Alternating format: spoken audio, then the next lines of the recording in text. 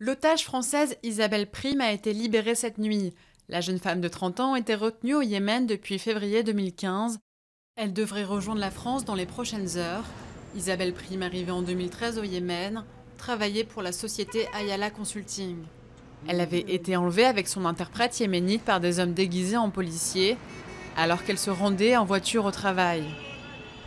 Plus de 360 rescapés sont arrivés hier à Palerme en Sicile, après le naufrage d'un bateau de pêche surchargé au large de la Libye.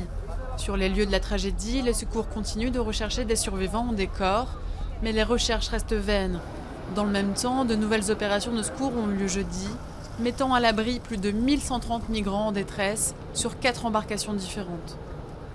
L'île d'Utoya s'apprête à reprendre un souffle de vie 4 ans après le monstrueux carnage perpétré par Anders Breivik.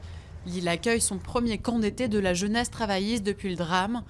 1 millier de jeunes militants sont attendus, dont quelques survivants du massacre, sur cette petite île en forme de cœur, où 69 de leurs prédécesseurs ont péri le 22 juillet 2011. La France devrait déployer aujourd'hui de nouveaux moyens de recherche au large de la Réunion. La Malaisie a confirmé que le fragment d'avion trouvé sur l'île provient bien du vol MH370, disparu il y a 17 mois.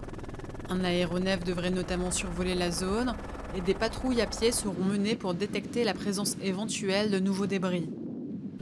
C'est un heureux dénouement pour un Stradivarius volé il y a 35 ans. Il a été rendu hier à New York aux 3 filles de son propriétaire. Le violon âme, estimé à 5 millions de dollars, appartenait au violoniste américain Roman Tottenberg, décédé en 2012. Il avait été fabriqué en 1734 par le célèbre luthier italien Antonio Stradivari.